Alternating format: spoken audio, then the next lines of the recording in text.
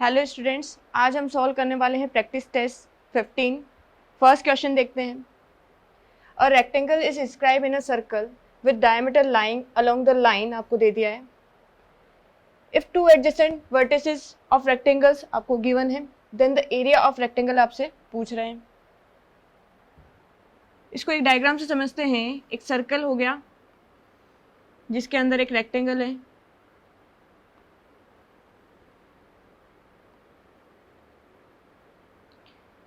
इसके दो वर्टिसेस क्या हो गए,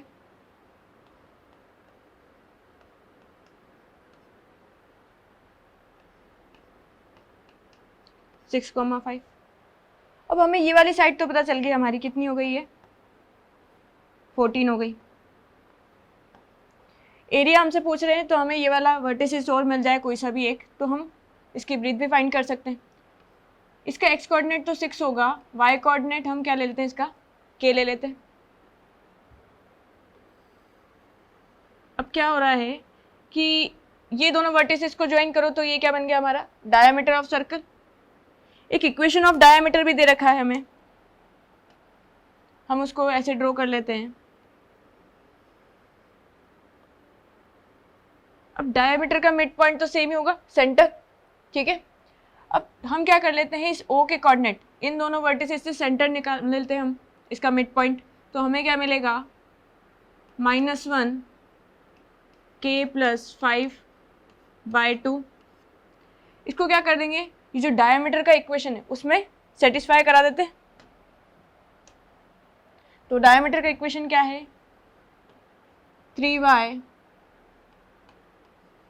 x + 7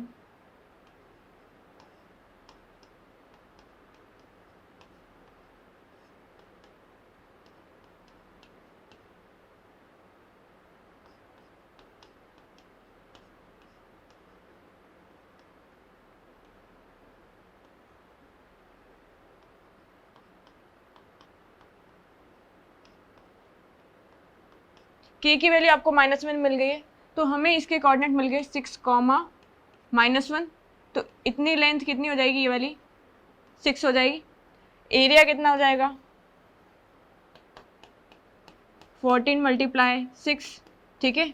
और 84 हमारा एरिया हो गया, ठीक है। नेक्स्ट क्वेश्चन,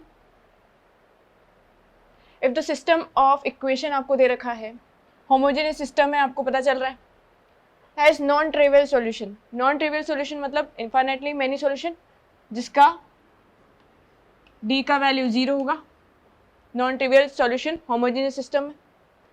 तो हम क्या करते हैं, इसको d का वैल्यू 0 कर देते हैं और फिर हमें हमसे क्या पूछ रहे हैं, ये वाले रिलेशन की वैल्यू पूछ रहे हैं।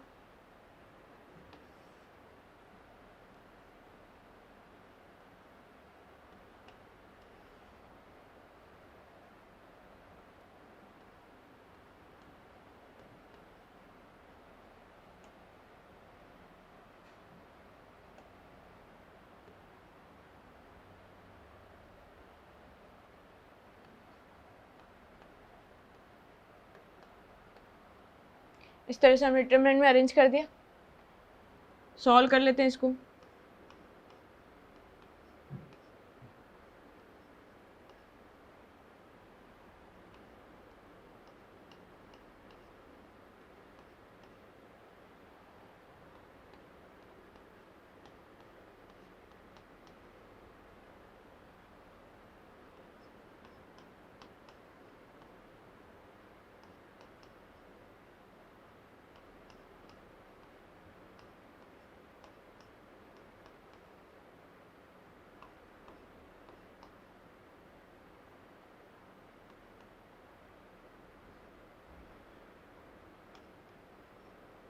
इस तरीके से हमें k की वैल्यू मिल गई है।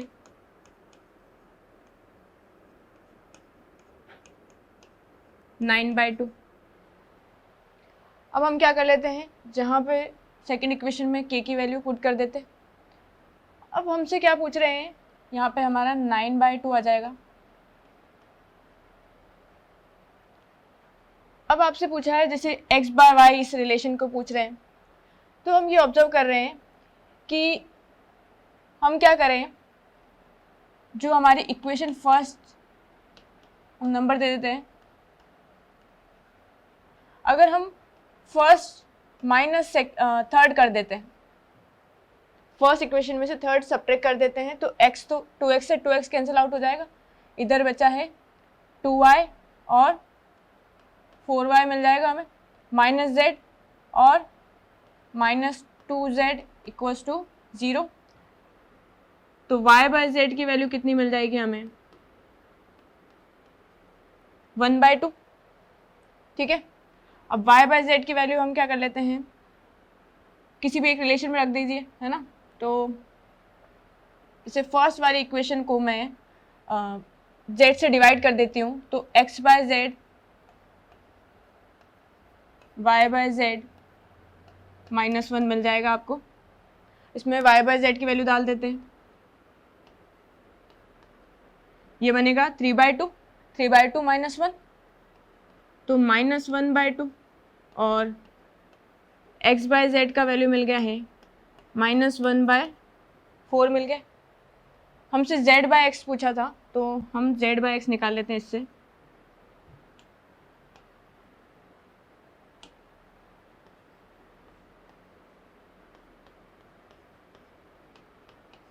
ठीक है, अब x बाय y की वैल्यू मिसिंग है, तो x बाय y इसी दो रिलेशन से हम निकाल सकते हैं।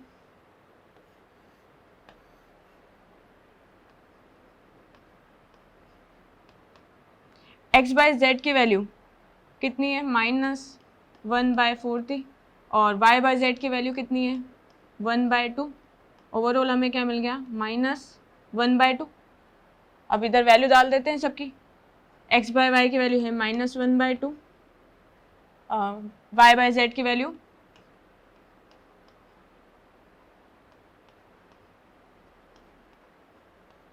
इस तरीके से। अब इसका सॉल्व कर लेते हैं, तो हमें क्या मिलेगा, 1/2। हमारा ऑप्शन फोर्थ करेक्ट हो गया। ठीक है, नेक्स्ट क्वेश्चन देखो, if some 3 consecutive coefficients in binomial expression, ये आपको दे रखा है binomial expression, is power of x are in the ratio of, तो आपको 3 consecutive terms का रेशियो दे रखा है, then the average of these 3 coefficients is। तो देखो, सपोज कि ना आपकी बाइनोमियल की 3 consecutive terms tr+1 और tr+2 का आपको कोफिशिएंट दे रखा है, तो इसके बाइनोमियल कोफिशिएंट देखें तो ये क्या हो जाएगा, NCr-1 NCr+1, और रेशियो में कंपेयर कर लेते हैं इधर, तो 2/15 दे रखा है ये, और NCr/NCr+1 को देखें तो ये वैल्यू है हमारी 15/70। अब इधर देखते हैं, इधर इसको सिंप्लीफाई करेंगे तो हमें क्या मिलेगा, फैक्टोरियल n से फैक्टोरियल n कैंसिल आउट, इधर r बच जाएगा, क्योंकि इधर फैक्टोरियल r-1 बनेगा, इधर r बन रहा है, और क्या बनेगा, इधर n-r+1 बनेगा। ठीक है, क्योंकि एक फैक्टोरियल इधर तो n-r बन रहा है, इधर n-r+1 बनेगा, तो वो कट के ये बच जाएगा। उसी तरीके से आप इसको पूरा ओपन करके भी कर सकते हो कैलकुलेशन। अब n फैक्टोरियल से n फैक्टोरियल कैंसिल आउट हो जाएगा, r फैक्टोरियल इधर r+1 है, तो ऊपर जाके ये r+1 फैक्टोरियल बच जाएगा, इधर n-r फैक्टोरियल आएगा, इधर n-r-1 बनेगा, तो n-r बच गया है।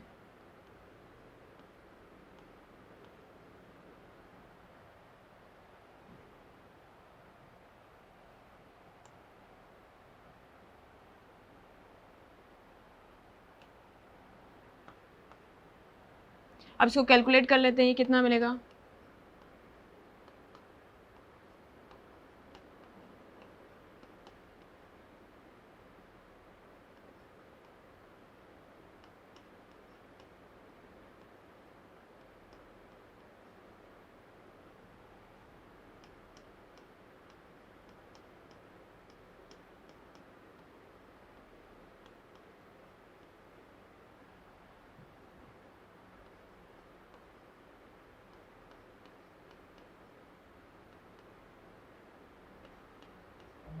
ये दो इक्वेशन मिल गई आपको।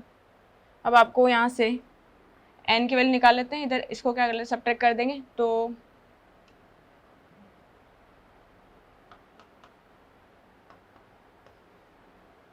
सेकेंड माइनस फर्स्ट कर लेते हैं, तो हमें -17r तो कैंसिल आउट हो जाएगा, तो इधर n बचा है और क्या बनेगा आपको 16 मिल जाएगा।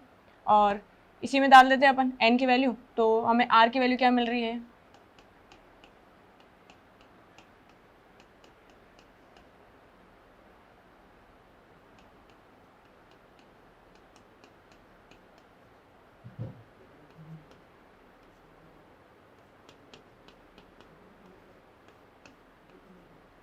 2 मिल गई है। तो अगर हम देखें तो ये क्या इक्वेशन बन गई हमारे, कौन सी टर्म्स बनी, binomial coefficient 16c1, 16c2, 16c3। हम आपसे पूछ क्या रहे थे यहाँ पे, एवरेज ऑफ 3 कॉन्जिक्यूटिव, है ना, 3 कोफिशिएंट्स, है ना, तो इन तीनों का एवरेज पूछ रहे हैं।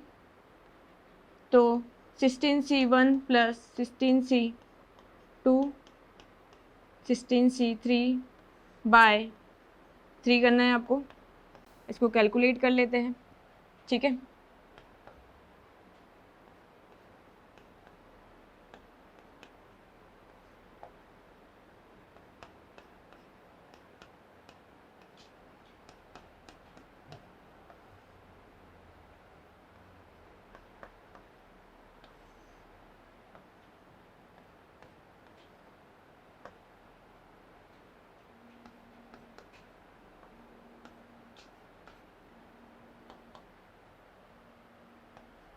इसको कैलकुलेट करेंगे तो हमें मिल जाएगा 232। नेक्स्ट क्वेश्चन देखो, इफ 2 लाइन्स आपको दे रखा है आर परपेंडिकुलर, दोनों लाइन्स क्या है, परपेंडिकुलर रिलेशन रख रही है, then the distance of their point of intersection from the origin आपसे पूछ रहे हैं, ठीक है, कि ये जहाँ भी इंटरसेक्ट करेगी उसकी ओरिजिन से डिस्टेंस क्या है, ये पूछ रहे हैं, ओपी की डिस्टेंस पूछ रहे हैं। तो हम यहाँ से क्या कर लेते हैं, इसका स्लोप देख लें, तो इधर इसका स्लोप क्या हो जाएगा, minus coefficient of X by coefficient of Y,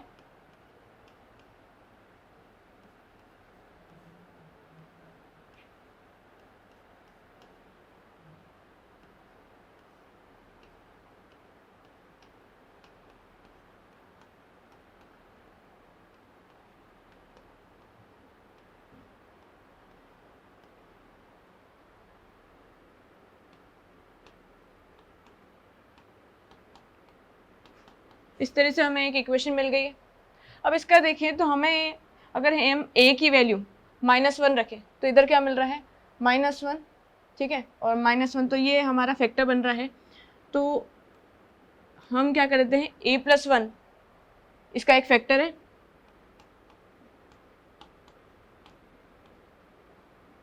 arrange कर रहे हैं या फिर डिवाइड कर देते हैं a+1 से,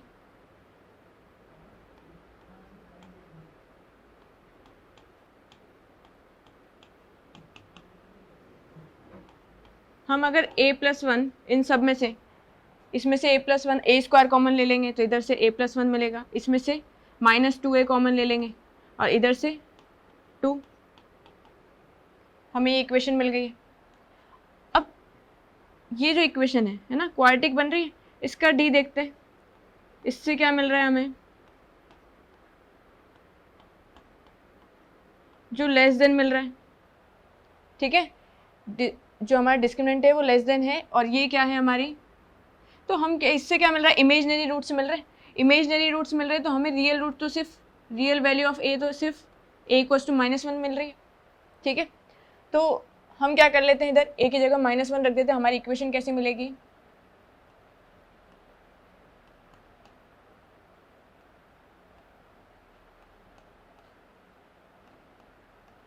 इस तरीके की इक्वेशन बन गई, इसको सॉल्व आउट कर लेते हैं, ठीक है, 2 से मल्टीप्लाई कर देते हैं, सब्ट्रैक्ट कर दिया तो इधर से मिल जाएगा -2y,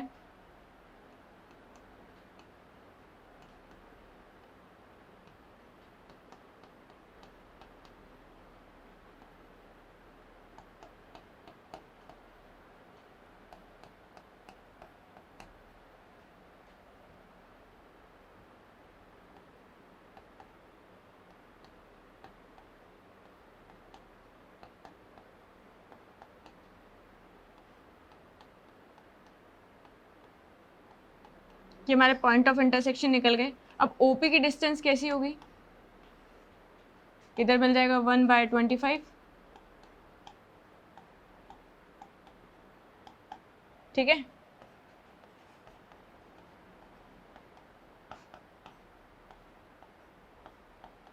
√2/5 मिल गया आपको, सेकेंड ऑप्शन करेक्ट है।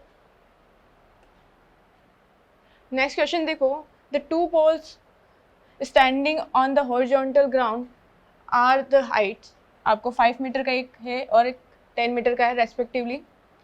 The line joining the top make an angle 15 degree with the ground, then the distance between the poles आपसे पूछ रहे हैं।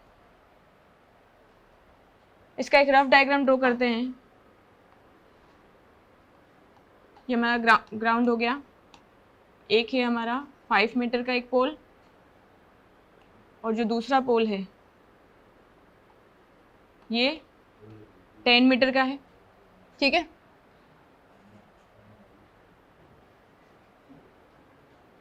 और क्या बोला है कि ये 15 डिग्री का एंगल फॉर्म कर रहा है विद द ग्राउंड, है ना।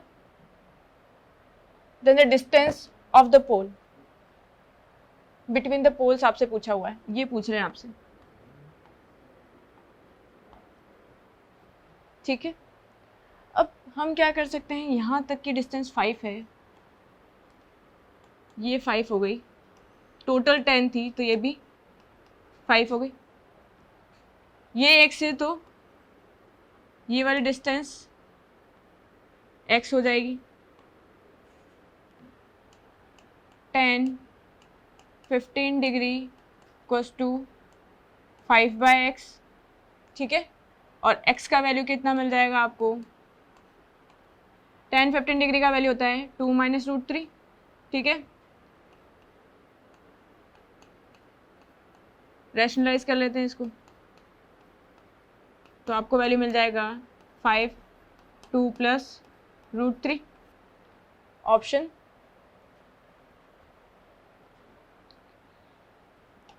थर्ड करेक्ट हो गया आपका।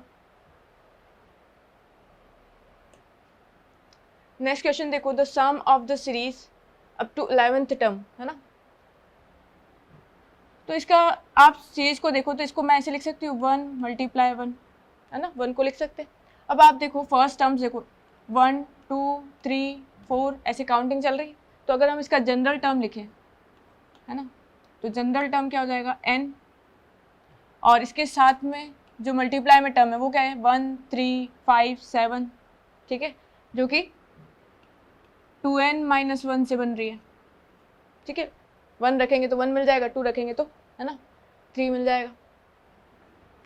अब हमें सम फाइंड करना, मतलब Sn क्या होगा, सिग्मा Tn, और n की वैल्यू कहाँ तक, 1 से 11 तक, 2n² - n,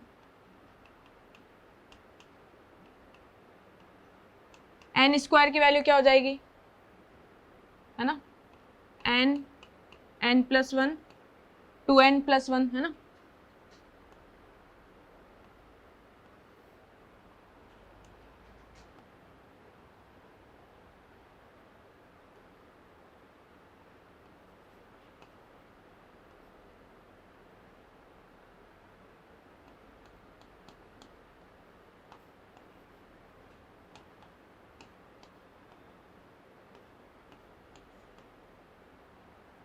इसको कैलकुलेट कर लेते हैं। आपको कैलकुलेशन के बाद आपको मिलेगा 946 सेकेंड, आपका आंसर आ जाएगा। नेक्स्ट क्वेश्चन देखते हैं, 2 newspapers A and B are publish in a city, it is known that 25% of the city population read A newspaper, 20% read B newspaper, while 8% read both A and B। Suppose क्या कर लेते हैं, हम total population को क्या ले लेते हैं, 100% ले लेते हैं, है ना, 100 ले लेते हैं टोटल पॉपुलेशन। तो हमारे ए न्यूज़पेपर को रीड करने वाले कितने हो जाएंगे, 100 का 25%, मतलब 25% ही हो गए, और बी न्यूज़पेपर को रीड करने वाले आपके 20% हो जाएंगे और दोनों न्यूज़पेपर को रीड करने वाले आपके 8% हो जाएंगे। अब क्या पूछा है आपसे, है ना, further 30% of those who read A not be. सबसे पहले तो ये समझते हैं कि ऐसे पर्सन जो ए न्यूज़पेपर रीड कर रहे हैं लेकिन बी न्यूज़पेपर रीड नहीं कर रहे हैं। तो टोटल ए न्यूज़पेपर रीड करने वाले हमारे कितने थे, 25। अब 25 में से हम क्या कर लेते हैं, जो कॉमन वाले वो हटा देते। तो हम क्या करेंगे, यहाँ पर 17 मिल गया। और उसी तरीके से आपसे फर्दर में पूछा है who read B but not A, तो जो रीड करे बी बट नॉट ए मतलब ए बार कर दिया उसको। तो टोटल बी को रीड करने वाले 20 थे, उसमें से कॉमन वाले 8% से सब्ट्रैक्ट कर देते हैं तो हमें मिल गया 12। ठीक है, अब ये लोग क्या कर रहे हैं, ये न्यूज़पेपर में जो एडवर्टाइजमेंट आता है उसको विजिट कर रहे हैं। और कौन कर रहा है, जो intersection 50% of those who read A and B look into advertisement. अब आपसे पूछ रहे हैं then the percentage of population who look into the advertisement, कितने % एडवर्टाइजमेंट को विजिट कर रहे हैं। तो यहाँ पे 30% किसका, ए नॉट बी। फिर हमसे बोला था कि 40% who read B not A और 50% ऑफ ए इंटरसेक्शन बी, है ना, रीड बोथ। तो यहाँ से कैलकुलेट कर लेते हैं, तो इधर कितना मिलेगा, 30/।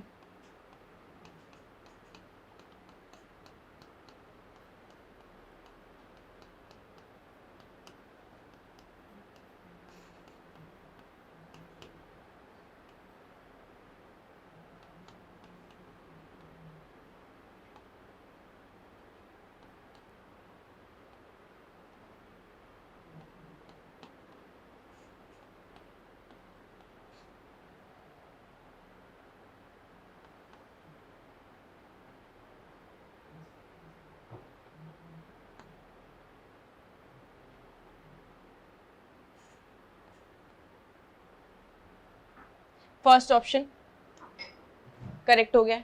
नेक्स्ट क्वेश्चन देखो, m is chosen in quadratic equation आपको दे रखी है, such that the sum of its roots is greatest than the absolute difference of cubes आपसे पूछ रहे हैं। इसके जो रूट्स हैं इस क्वाड्रेटिक इक्वेशन के हम अल्फा बीटा कंसिडर कर लेते हैं। सम ऑफ रूट्स क्या हो जाता है हमारा, minus coefficient of x bye coefficient of x square. अब हमें इसे ग्रेटेस्ट करना है, ग्रेटेस्ट करने के लिए हम m की वैल्यू को क्या लेना पड़ेगा, 0, और तब जाके हमें greatest value of sum of roots क्या मिल जाएगी, 3। उसी तरीके से प्रोडक्ट क्या मिल जाएगा हमें, c/a करने से मिलेगा। तो m² + 1 का एक फैक्टर कैंसिल आउट होने के बाद m की वैल्यू 0 रख देंगे तो वहाँ पे हमें मिल जाएगा अल्फ़ा बीटा का प्रोडक्ट 1 मिल जाएगा। हमें क्या पूछा है, alpha cube minus beta cube, है ना, डिफरेंस ऑफ क्यूब्स पूछा है, जिसे हम लिख सकते हैं alpha minus beta alpha square beta square plus alpha beta. ठीक है, मॉड दोनों के साथ सेपरेट हो जाएगा।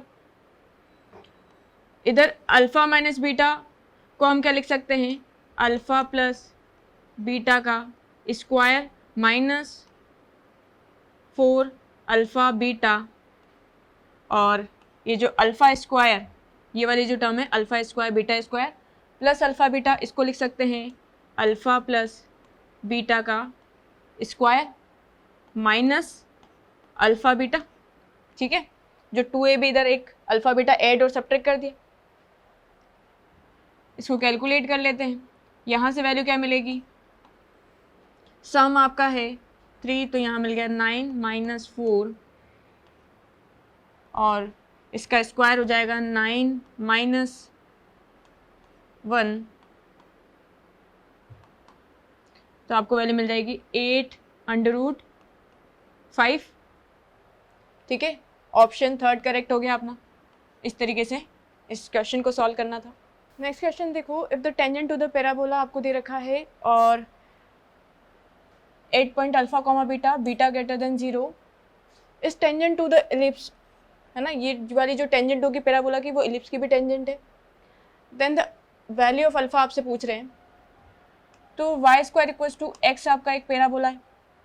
अल्फा कॉमा बीटा पर आप टेंजेंट कैसे निकाल सकते हो, टी इक्वल्स टू 0 करके, तो Y beta equals to 1/2 X plus alpha हो जाएगा। इक्वेशन ऑफ टेंजेंट क्या बन गई, 1/2 बीटा और अल्फा बाय 2 बीटा। एक इलिप्स का इक्वेशन आपको दे रखा है, इलिप्स की टेंजेंट का इक्वेशन क्या होता है, y equals to M X plus minus A square M square plus B square. M की वैल्यू तो हमारी कंपेयर करके मिल जाएगी, है ना, और यहाँ से हम क्या कर लेते हैं, इसके जो दोनों के y इंटरसेप्ट को इक्वल कर लेते हैं। तो y इंटरसेप्ट हमारा है अल्फा बाय 2 बीटा और इधर से क्या मिल रहा है हमें, ए स्क्वायर हमारा 1 हो गया। 1 m की वैल्यू कंपेयर करके हमें कितनी मिल रही है, 1/2 बीटा, है ना, और बी स्क्वायर कितना मिल रहा है ना, x by A square by square by B square. ये जो अल्फा बीटा में एक रिलेशन हमें पैराबोला से भी मिल जाएगा, क्योंकि अल्फा बीटा जो पॉइंट है वो पैराबोला पे तो इसको सेटिस्फाई करेगा। तो हमें क्या मिल गया कि beta square equals to alpha एक रिलेशन है अल्फा और बीटा में। तो हम अल्फा जो यहाँ लिखा है उसकी जगह हम बीटा स्क्वायर लिख देते हैं, तो हमें क्या मिल जाएगा, बीटा बाय 2 और स्क्वायर कर देते हैं ताकि अंडर रूट कैंसिल आउट हो जाए।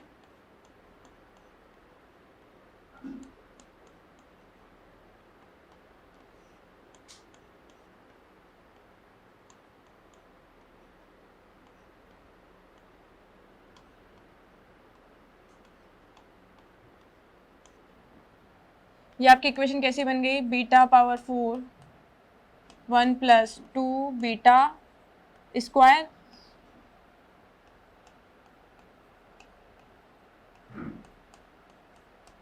ये आपकी बीटा स्क्वायर में क्वाड्रेटिक बन गई है, तो बीटा स्क्वायर की वैल्यू हम निकाल लेंगे।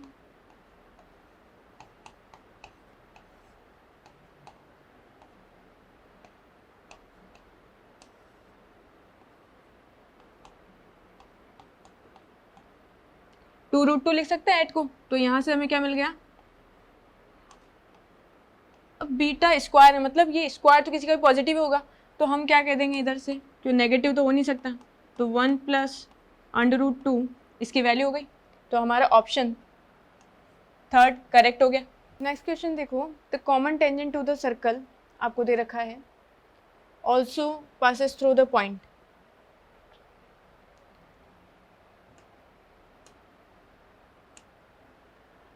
हम क्या देख लेते हैं, हमारी जो फर्स्ट सर्कल है उसका सेंटर हमारा क्या बन रहा है, 0,0, रेडियस बन गई है 2।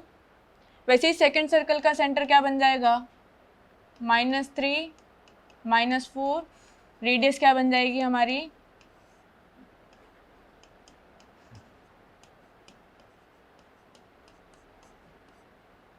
दोनों सेंटर्स के बीच की डिस्टेंस देखें तो कितना मिल रहा है आपको।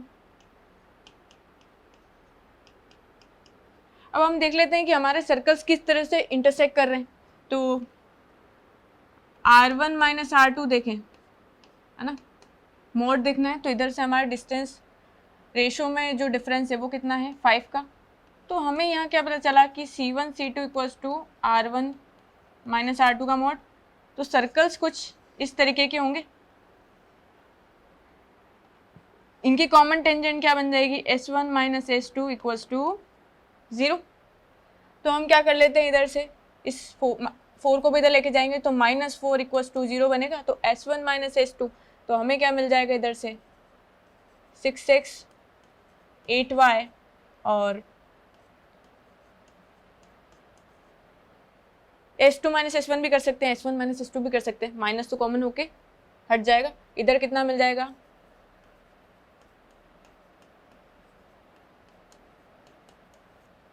अब पॉइंट सेटिस्फाई करा लेते हैं। फर्स्ट पॉइंट देखो तो इतना मिल रहा है -18 और -8, इधर से कितना मिलेगा आपको,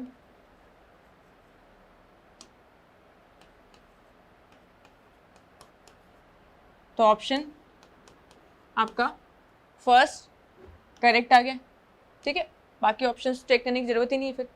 नेक्स्ट क्वेश्चन देखो, if the sum and the product of first 3 terms of AP आपको दे रखा है 33 और प्रोडक्ट आपको ये दे रखा है respective, then a value of its 11th term is, 11th term की वैल्यू पूछ रहे हैं आपसे। तो सम ऑफ है ना, तो हमें टर्म्स ऐसे ले लेते हैं इसकी a माइनस आर, ए और a प्लस आर। ठीक है, तो हमें सम दे रखा है तो हमें क्या मिल गया 3a इक्वल्स टू, यहाँ d लिख लेते हैं हम,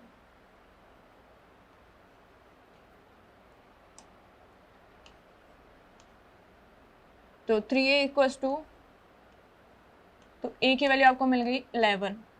ठीक है बात यहाँ तक। अब इसका प्रोडक्ट कर लेते हैं, तो प्रोडक्ट हमारा क्या मिल जाएगा a square minus D square, ये कितना बन गया,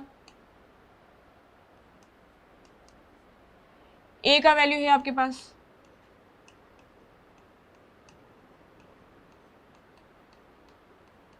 सिंप्लीफाई कर लेते हैं इसको,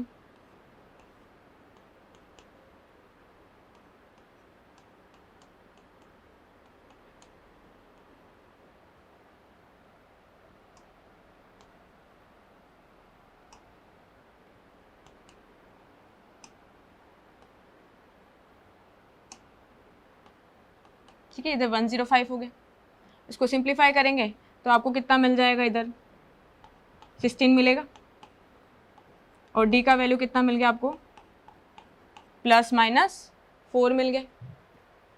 अब आपसे क्या पूछा था इधर, then the value of 11th term पूछ रहे हैं आपसे।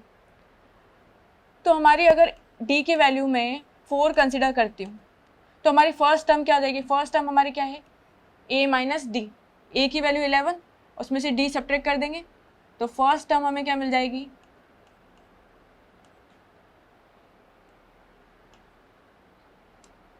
7 मिल जाएगी। तो हमें a11 पूछ रहे हैं,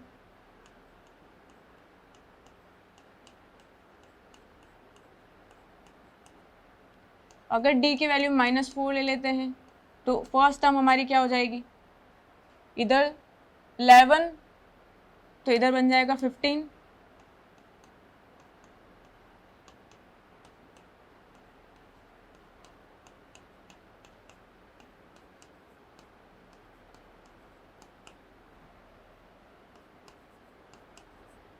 ठीक है, तो हमें क्या मिल जाएगा इधर से -25, सेकेंड ऑप्शन करेक्ट हो गया। नेक्स्ट क्वेश्चन देखो, द वैल्यू ऑफ, आपको यहाँ पे एक रिलेशन दे रखा है साइन में, उसकी वैल्यू फाइंड आउट करनी है। इसके लिए आपको एक फॉर्मूला पता होना चाहिए, sine 60 minus theta sine theta और साइन 60 प्लस थीटा का जो प्रोडक्ट होता है वो 1/4 साइन 3 थीटा के इक्वल होता है। यहाँ पे हम देखें तो इसको अरेंज कर दें तो अगर थीटा की वैल्यू हम क्या ले लें 10 ले लें, तो यहाँ पे 60 माइनस 10 तो मतलब हो जाएगा हमारा 50 डिग्री, साइन 10 डिग्री और साइन 70 डिग्री, और साइन 30 को इधर लिख लेते हैं। ये जो रिलेशन है इसमें इसकी वैल्यू हो जाएगी 1/4 साइन थीटा, 10 था तो इधर 3 टाइम हो जाएगा तो 30 हो जाएगा, एक साइन 30 डिग्री बाहर भी है तो इसका स्क्वायर बन गया।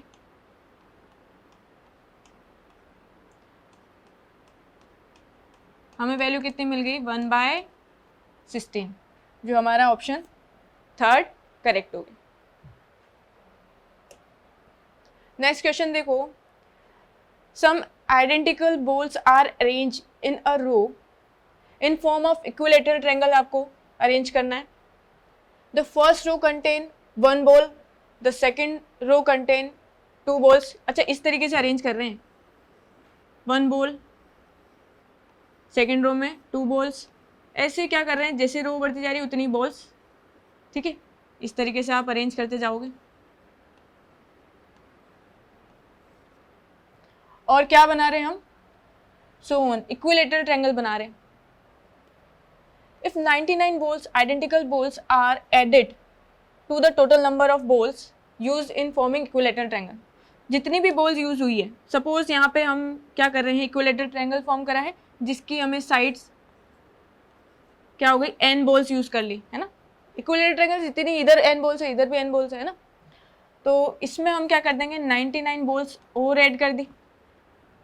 फिर क्या बोला है, then all these balls are arranged in square of each side contain exactly 2 balls less than the number of balls of each side of a triangle. इससे हमने क्या बना दिया, एक स्क्वायर बना दिया. ठीक है, इस तरह से बना दिया है ना. ये सारी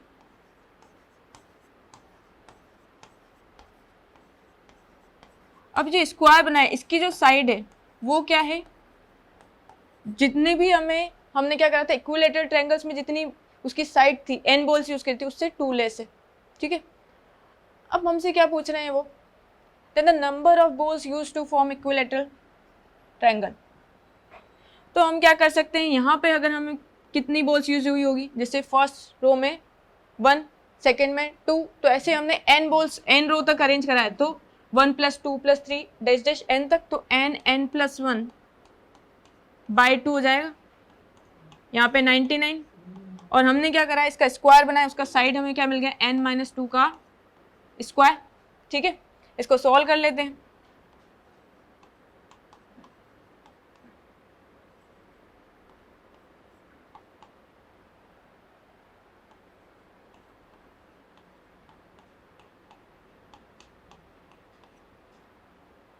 इधर से क्या मिल जाएगा आपको, n स्क्वायर -8 -9n, इधर से हमें मिल जाएगा 8, और इधर मिल जाएगा -190. ठीक है, उसके फैक्टर्स कर लेते हैं. इसके फैक्टर्स क्या हो जाएंगे, -19n और 10n मिल जाएगा. फैक्टर्स क्या मिले, n - 19 n + 10, तो n की वैल्यू आपको मिल गई 19 और -10, तो पॉजिटिव वाला नंबर होगा n. तो अब जो total number of balls use in equilateral triangle आपसे पूछा है, तो इक्विलेटरल ट्रायंगल बनाने में कितनी बॉल्स यूज हुई थी, ये वाली, इसकी वैल्यू निकाल लेते हैं. तो टोटल बॉल्स यूज कितनी हुई है आपकी, n की वैल्यू हमारी 19 हो जाएगी.